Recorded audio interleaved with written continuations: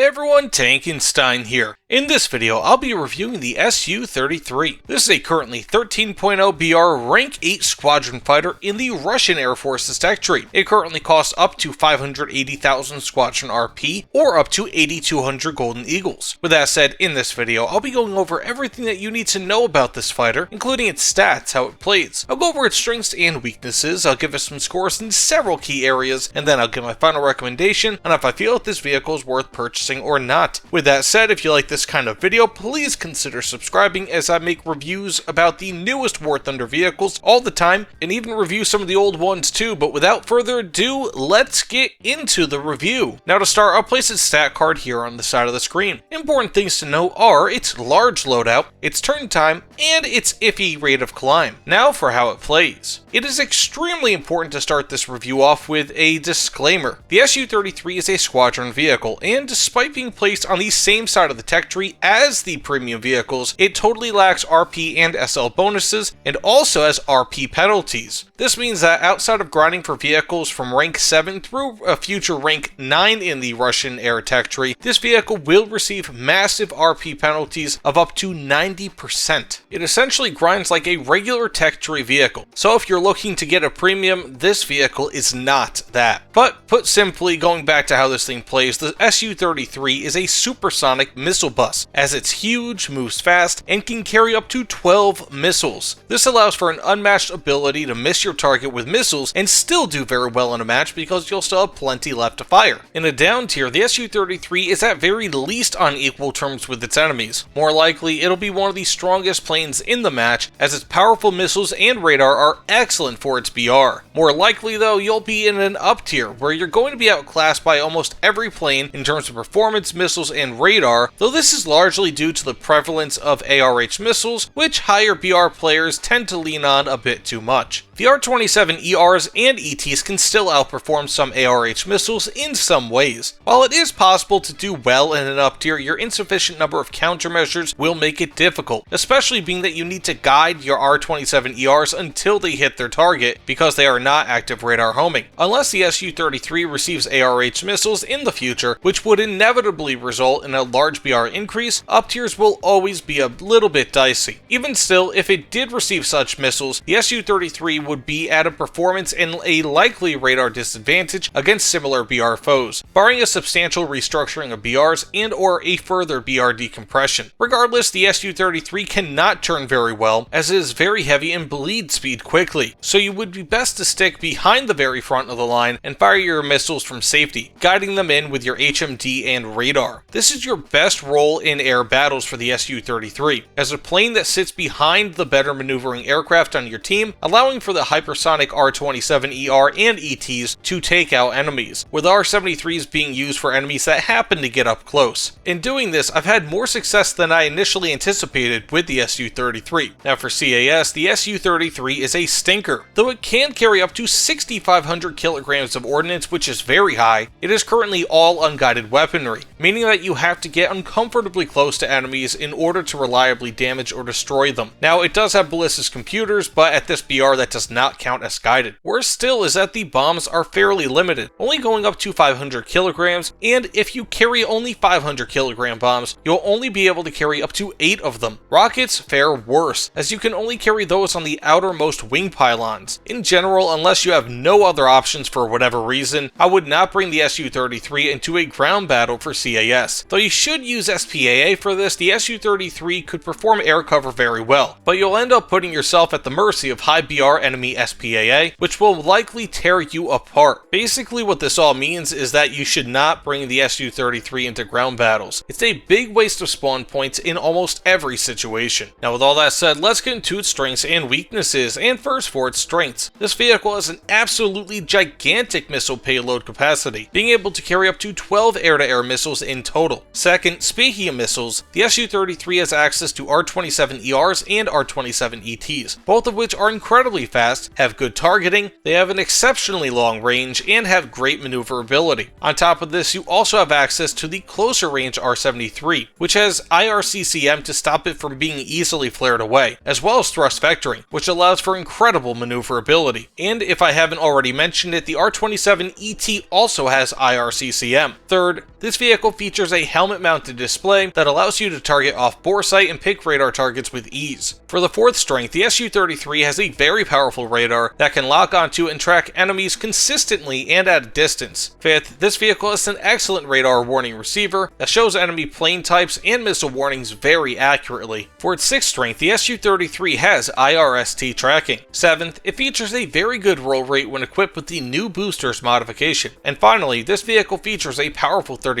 cannon, though it only has 150 rounds in total. Now for its weaknesses. The Su-33 has a low amount of countermeasures with just 48 in total, though at least they are large caliber. Second, despite having very powerful engines, the rate of climb on the Su-33 is low relative to similar BR aircraft. It isn't slow, but other aircraft will oftentimes surpass you, especially when you're carrying your full missile loadout that can weigh over 3,200 kilograms depending on the missiles that you choose. For its 3rd weakness, the Su-33 is gigantic and is oftentimes easier to hit because of it. 4th, while it can carry literally up to 6,500 kilograms of anti-ground ordnance at a single time, none of it is particularly good. Worse yet, it currently features no guided weapons of any kind, meaning that you need to get up close and personal whenever you want to use the Su-33 for CAS. Heck, even the explosive filler amount on most of the bombs is low relative to most other bombs of their sizes. Beyond this, though it isn't too big of a deal due to its BR, the Su-33 currently lacks any active radar homing missiles. And finally, this vehicle bleeds speed in turns very quickly and isn't able to speed back up quite as quickly as many lighter fighters, which will tend to be the majority of the fighters that you see in your matches. Now with all that being said, let's get into how I score this vehicle. And first, for dogfighting and ARP, I give it a 7.5 out of 10. Though the Su-33 is hampered substantially by its total of 48 countermeasures, even though they are at least large caliber countermeasures, it also has an incredible mix of extremely powerful missiles that are both fast and maneuverable. This is magnified by the fact that you can carry up to 12 in total, which is absurdly good. Because of this, you can easily fire 2 types of missiles on an enemy in order to ensure a kill, such as an R-27ER and then an R-73 to follow up, which is something that works to great effect in my experience. The total amount of missiles that you can carry gives essentially unmatched combat endurance, which means very few trips to rearm at the airfield. Unfortunately, the Su-33 is also very heavy and can feel like a truck when turning, and also loses plenty of speed in a turn. So if you're targeted by a lighter aircraft, which is almost every plane that you'll be fighting, you better try to not get into a turning fight because the Su-33 will almost always lose those. Now for close air support, I give it a 2 out of 10. The only reason why the Su-33 doesn't have an even lower score than a 2 out of 10 is because it can still carry a good amount of ordnance. The quality of that ordnance, however, is poor, as it can only carry unguided weapons. At this BR, that is a death knell, as the SPAA that it will fight are so advanced and deadly. This is made even worse by the fact that it only carries 48 countermeasures, which makes surviving even more difficult. If the Su-33 ever receives guided weapons in the future, or sees a ground battles BR decrease, then I could see this 2 out of 10 increasing. For now though, only being able to carry the relatively small unguided bombs and rockets that can carry points to the Su-33 being a poor choice for close air support. If nothing else, it can still shoot down enemy aircraft that are trying to kill your teammates, which is a role that this is much better suited for. Now overall, I give it a 6.5 out of 10. As you could tell, I'm weighing air battles much more so for this aircraft, as it is a fighter and clearly not a strike aircraft in any way, at least how its ordnance options currently sit. With that said, I genuinely like the Su-33 for air battles much more than I ever thought that I would. Though it currently lacks ARH missiles, it carries R-27ER and ET missiles, which are both amazing, and also has a helmet-mounted display that helps to boost their effectiveness. While it has relatively poor turning and energy retention, as well as iffy performance and a lack of countermeasures, if you can stay out of turning fights and use the mid-range excellence of the Su-33 to your advantage, you could dominate with this vehicle. Simply put, for air battles, it's about as effective as you can get for a vehicle that currently lacks ARH missiles, which I think is actually an advantage for the Su-33, because that lack of ARH missiles keeps it at a lower BR, where its performance doesn't matter as much, and where it can dominate using a superior amount of missiles combined with its excellent radar. Otherwise, this vehicle sucks for CAS. Don't buy the Su-33 for CAS, that would be ridiculous. Now with that said, do I recommend purchasing the Su-33? Yes, I do, but only for researching via Squadron RP if you have experience playing top tier air battles already. Forget buying this thing with Golden Eagles. While the Su-33 is good at what it does, I have to give a warning to all newish players who want to buy this plane, especially those with zero top tier air experience. Do not do it. First, top tier is insanely fast paced and is incredibly difficult to get used to, posing a challenge in every match even for the best and most experienced players. You have to worry about radar, incredible speed, sudden energy loss, enemy placement, ideal missile ranges, your varying loadouts, possible gun engagements, target prioritization, flaring enemy missiles at the perfect time, notching against radar guided missiles, not shooting your allies down with missiles by accident, and much